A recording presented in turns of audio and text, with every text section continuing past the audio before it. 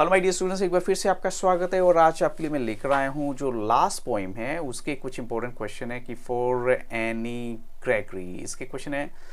तो short and long question है, तो सबसे पहला ले लेते हैं। शॉर्ट क्वेश्चन है थोड़े से। What is her falling hair on her ears compared hair. यहाँ पर उसके जो बाल गिरे हुए हैं कान के पास, उनको किससे कंपेयर किया गया है? तो उनको कंपेयर किया गया है रैम्पार्ट्स, यानी रैम्पार्ट वॉल होती है अराउंड ए फोर्ट, तो उससे कंपैरिजन इसका किया गया। Like the ramparts walls around a fort, जो कि किले की चार दीवारी पे होती है ना, तो जैसे उसके कान कवर किए गए हैं बालों से, तो वो जो बाल हैं उसको रैम्पार्ट से कंपेयर किया गया है। Who is thrown into despair, यानी a young lover is thrown into despair. और ये आपको शॉर्ट में आपको बताना है, एक यंग लवर जो है वो डेस्पेयर थोड़ा सा डिसअपॉइंट हो जाता है। तो why is the young man in despair, इसका आंसर मिल जाएगा the young man is in despair as he is disappointed in love, क्योंकि वो अपने लव में डिसअपॉइंट हो चुका है। तो what does the woman want, woman क्या चाहती है? She wants to be love for her self alone as she is. वो कहती है कि देखो, कोई मेरी फिजिकल ब्यूटी की वजह से मुझे लव ना करे, बट मैं जैसी हूँ वैसा ही मुझे कोई प्यार करे तो वो ज़्यादा बेटर है।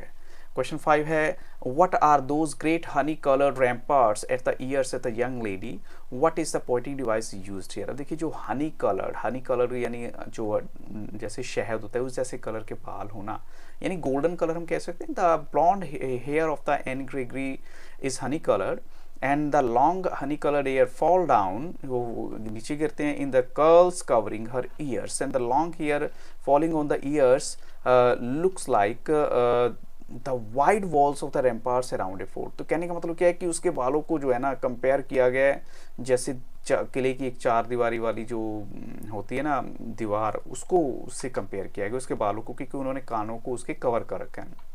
The poet uses metaphor quite effectively to produce the desire result. उसने मेटाफर का यूज किया ताकि वो डिजायर रिजल्ट यहाँ पर दे सके। क्वेश्चन 6 है, why doesn't the young woman like to be love for her yellow hair and what does she want to prove. अब देखो, वो क्यों नहीं चाहती कि कोई उसके गोल्डन हेयर की वजह से उसे लव करे, वो एक्चुअली में क्या प्रूव करना चाहती है? तो the young lady has a point to prove, she wants to prove that, वो क्या प्रूव करना चाहती है कि कोई उसके एक्सटर्नल अपीयरेंस की वजह से या उसके बालों की वजह से उसे प्यार ना करे। देखो, सिंपल सी बात है, कोई भी लेडी या लड़की चाहेगी कि कोई उसकी इनर ब्यूटी की वजह से उसे प्यार करे तो ज़्यादा बेटर है। वो कहती, मैं अगर अपने बालों का कलर जो ब्राउन ब्लैक और कैरेट कर लूँगी, but she doesn't want to be loved for her beautiful long yellow hair and she should be loved her self alone और for what she actually is. Actually वो चाहती है कि जैसी वो है तो वैसे ही वो दिखनी चाहिए और वैसे ही लोग उसे प्यार करें तो ज़्यादा अच्छा है, ना कि उसके बालों की वजह से कोई उसे प्यार करे। What did the old religious man declare? What did he want to prove? अब देखो, एक ओल्ड रिलीजियस मैन, जैसे लास्ट एंड है उसमें बताया गया कि एक रिलीजियस मैन ने डिक्लेयर किया है, तो क्या वो प्रूव करना चाहता है? अब देखो, इसमें जो है ना, यह कि जो ओल्ड रिलीजियस मैन है, यानी the poet heard one old religious man declare a truth of previous night. क्या है? जैसे he quoted a text to prove his point. He wanted to prove that only God can love a woman, यानी सिर्फ भगवान ऐसे हैं जो एक वुमन को लव करेंगे फॉर herself alone, एक उसके अपने लिए, without caring for her beautiful exterior और येलो हेयर, यानी उसके येलो हेयर की वजह से या ब्यूटीफुल उसके अपीयरेंस की वजह से नहीं। तो human beings can't resist external temptations और अपीयरेंसेस, यानी जो ह्यूमन बींग्स में ना एक प्रॉब्लम होती है कि वो अपनी एक्सटर्नल टेम्पटेशंस या अपीयरेंसेस को नहीं अपने आप को रोक सकते, वो उनकी तरफ खींचे चले जाते हैं। जबकि होना क्या चाहिए कि कोई अगर आपको प्यार करे तो वो आपके इनर ब्यूटी की वजह से प्यार करे, और यही जो वुमेन है वो चाहती थी। What is the theme of the or the central idea of the poem? तो in for any Gregory, W.B. Yeats gives a definite message and human beings cannot go beyond the external appearance. देखो, human being तो इससे ज़्यादा कुछ आगे सोच ही नहीं सकते, वो सिर्फ एक external appearance को देखते हैं। And their love is just skin deep, बस इससे ज़्यादा गहरा उनका प्यार नहीं होता। ये young woman like Annie Gregory may be liked and loved but not for what she is actually, यानी but for her colour of hair. वो कहते हैं कि देखो, मैं चाहती हूँ कि जो मैं हूँ उसके लिए मुझे प्यार किया जाए, लेकिन जो मेरे बालों की वजह से तो एटलीस्ट मैं नहीं चाहती। तो only godliness in man can penetrate and go beyond the physical appearances and see the inner beauty and nobility of the soul. तो इसका मतलब क्या है कि अगर इंसान के अंदर ना इंसानियत है, यानी इंसान थोड़ा सा गहराई वाला सोचता है ना, तो तभी वो इन चीज़ों से ऊपर निकल पाएगा, अदरवाइज इंसान नहीं निकल पाएगा आगे इन चीज़ों से। वो सिर्फ इन्हीं चीज़ों में उलझा रहेगा, मीन्स किसको प्यार करना है किसको प्यार नहीं करना उसको समझ में नहीं आएगा कभी। ऐसे जो मेरा नेक्स्ट क्वेश्चन है ये थोड़े से एक्स्ट्रा क्वेश्चंस हैं मैंने आपके लिए दिए हैं, जैसे explain love you for your self alone. तो love you for your self alone means loving someone who she is as a person, that is loving someone for her internal beauty and her inner qualities and not her physical charm। इसका मतलब क्या है कि आप किसी को अगर प्यार करें तो उसकी इनर ब्यूटी की वजह से प्यार करें, ना कि उसके आउटर अपीयरेंस के लिए। ये चीज़ एक्चुअल में नहीं होनी चाहिए। ऐसे जो क्वेश्चन नंबर 10 है, क्वेश्चन 10 आपके लिए है, why is the poet so empathic about his view of the young man not loving for you for your sake alone. वो एक्चुअली क्यों इम्पैथिक है पोइट, थोड़ा सा एक्चुअली देखो उन्होंने पूरी दुनिया देखी है पोइट ने। Means having seen the world the poet knows that human love is inspired by physical beauty alone and most men are not interested in the qualities of a woman's head and heart. यानी किसी की soul की quality किसी को नहीं चाहिए, physical वो देखते हैं कि हाँ इसका जो अपीयरेंस कैसे है, that matters a lot. However he would like the lady in the poem to find true and selfless love। वो कहते हैं कि चलो ठीक है, ये तो अच्छी बात है कि जो लेडी एक ट्रू और सेल्फलेस लव चाहती है, तो दैट्स वेरी गुड। क्वेश्चन 11 है, young man may be may love me for my self alone, why does Anne Gregory wish to be loved for her sake. तो देखो जो यंग लेडी है वो चाहती है कि कोई उससे अगर प्यार करे तो उसके ट्रू सेल्फ के लिए प्यार करे, ना कि उसकी फिजिकल ब्यूटी के लिए प्यार करे। बिकॉज फिजिकल ब्यूटी क्या है, इज पैरिशेबल, यानी वो नष्ट हो जाती है। It is 9 days wonder and will decay with the passage of time. तो इसका मतलब क्या है कि अगर आप किसी को एक्चुअल में प्यार करना चाहते हैं तो उसके इनर अपीयरेंस की या इनर जो उसकी क्वालिटी है उसकी वजह से प्यार करें, ना कि उसके आउटर अपीयरेंस की वजह जो कि टेम्परेरी है, परमानेंट नहीं है।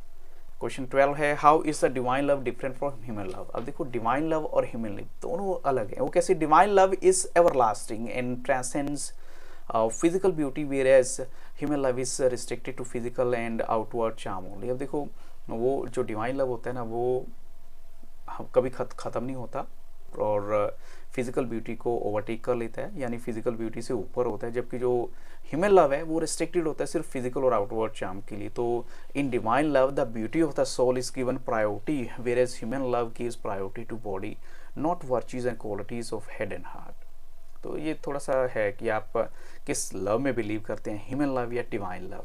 क्वेश्चन 13 है, according to the poet why will young man love Anne Gregory. तो पोइट तो ये कहता है कि देखो जो यंग मैन है वो फैसिनेट होंगे उसके फिजिकल चार्म को लेकर and will love for her external beauty. वो तो पोइट की तो ये सोच है। And they may not be interested in who she really is and what virtues and value she possesses. उनको लगता है कि मुझे नहीं लगता कि आपको जो है ना कोई आपके दूसरी क्वालिटी की वजह से कोई प्यार करेगा इंस्टेड ऑफ फिजिकल जो मुझे लगता है आपका अपीयरेंस है उसकी वजह से, तो मैं मान सकता हूँ।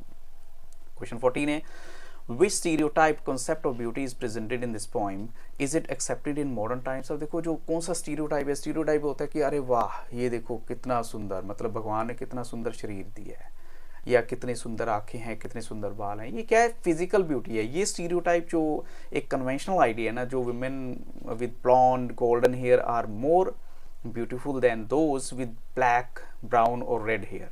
तो that is why the poet describes how the golden yellow locks of Anne Gregory captivate young lovers. वो कहते हैं कि मुझे लगता है कि शायद इस वजह से काफ़ी लोग उनसे अट्रैक्ट हो जाते हैं एनी ग्रेगरी से।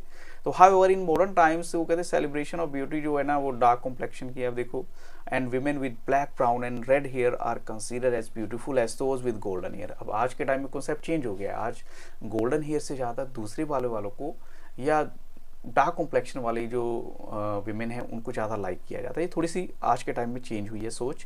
क्वेश्चन 15 है, what do black brown and carrot coloured hair signify in the poem. ये किस चीज़ को सिंबल है, तो ये देखिए जो beauty has conventionally been associated with golden blonde hair and fair complexion.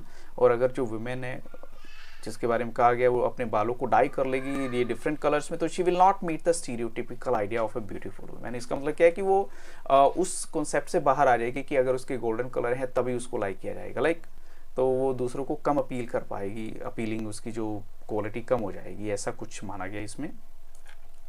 Next है क्वेश्चन 16, यानी how does the poet describe the lady in golden hair. कैसे डिस्क्राइब किया गया है कि जो लेडी है उसके बाल बहुत सुंदर हैं गोल्डन येलो कलर में।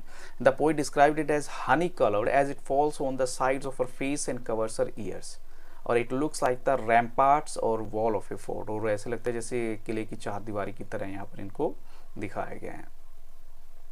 अब यहाँ नेक्स्ट क्वेश्चन है, हु इज यानी whose love is selfless, who is different from that of human beings. अब किसका लव सेल्फलेस होगा? आप देखो सेल्फलेस लव तो उसी का होगा ना, मीन्स जिसको किसी से कोई फिजिकल अपीयरेंस, जैसे गॉड है, means God love is selfless, complete and divine in nature and it does not depend on physical beauty of a person. जो लव ऑफ ह्यूमन बींग्स है on the other hand is superficial and selfish in nature and actuated by physical charms only. अब देखते हैं यहाँ पर जो मेरा next question है, what impression do you form of the lady in the poem. तो the lady in the poem is very beautiful young woman है, who has long golden yellow hair, assertive है and has a mind of her own. उसकी अपनी सोच है और rational approach है to love, यानी लव को लेकर, and would like to be love for her inner beauty. और वो एक्चुअली में एनी ग्रेगरी के बारे में बात की गई है, वो अपनी इनर ब्यूटी की वजह से वो चाहती है कि लोग उसको प्यार करें, ना कि आउटर ब्यूटी की वजह से। ऐसी है क्वेश्चन मेरा, ये what bothers the lady in the poem, यानी ये मेरा क्वेश्चन नंबर है यहाँ पर। यस, क्वेश्चन नंबर 18, 19 हो गया। यस, तो क्या चीज़ है जो उनको बोदर करती है? तो वो हम कहेंगे जो सबसे ज़्यादा उनको बोदर करती है वो यही बात है कि वो नहीं चाहती कि कोई उनको प्यार करे तो उनके फिजिकल अपीयरेंस की वजह से प्यार के, बट वो चाहती है कि कोई उनको अगर प्यार करे तो उनके इनर क्वालिटी की वजह से। ऐसी जो लॉन्ग क्वेश्चन है ये मैं आपको दे रहा हूँ। वैसे यह beauty is only skin deep, how does the poem for Anne Gregory by W.B. Yeats brings out this message. तो देखो ब्यूटी जो है ना सिर्फ स्किन डीप है, यानी ये स्किन है, इससे नीचे नथिंग एल्स। लेकिन जो इनर्ट है, आपकी मन है, आपका जो सोल है वो प्योर है और उसकी ब्यूटी वास्ट है बहुत। तो ये पोइट का जो ये लॉन्ग क्वेश्चन मुझे लगता है आपके लिए 100% बोर्ड के एग्जामिनेशन पॉइंट ऑफ व्यू से यहाँ पर आपको काम आने वाला है। तो with these questions I stop the video. I hope so this is just one video, but इससे पहले भी मैंने एक्सप्लेनेशन वाली वीडियो भी दिया, तो आप उसे भी जरूर देखिएगा। So thank you very much and have a very nice day.